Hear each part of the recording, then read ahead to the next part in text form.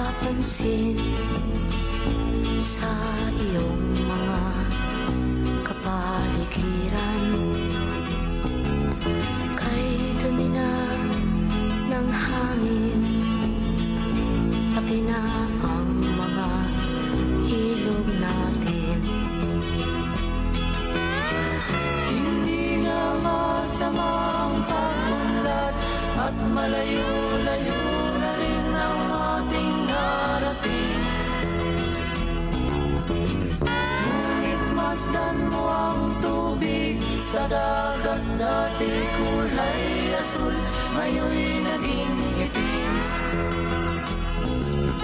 Ang mga duming ating ikinalat sa hangin, sa langit, huwag na nating paabutin.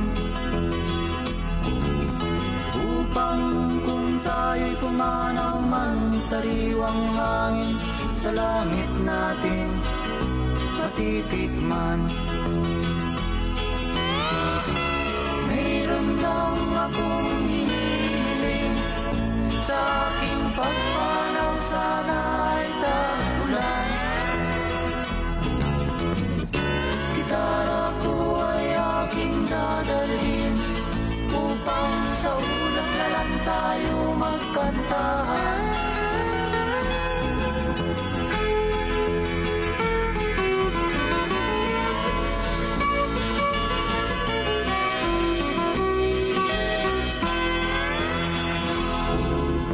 Ang mga batang ngayon lang isinilang, may hangin pa kayang matitikman? May mga puno pa kaya silang aakyatin? May mga ilog pa kayang lalamuyan? Bakit di natin pag-isipan ang nangyayari sa ating kapaligiran? Hindi nga masamang pagunlad kung hindi nakakasira ng kalikasan.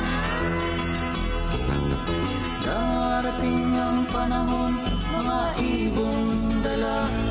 Pollution is a big problem in our ecosystem, specifically water pollution. It widely affects the habitat of marine species by disrupting the balance essential for their health and diversity. Plastic waste is very common near the shores of beaches caused by human actions.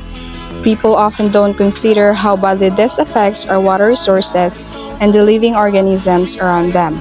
We tend to do things that we later regret, but I hope this mindset will change, leading to activities that benefit both our land and water ecosystems. By doing so, we can live in a more abundant, clear, and harmonious environment.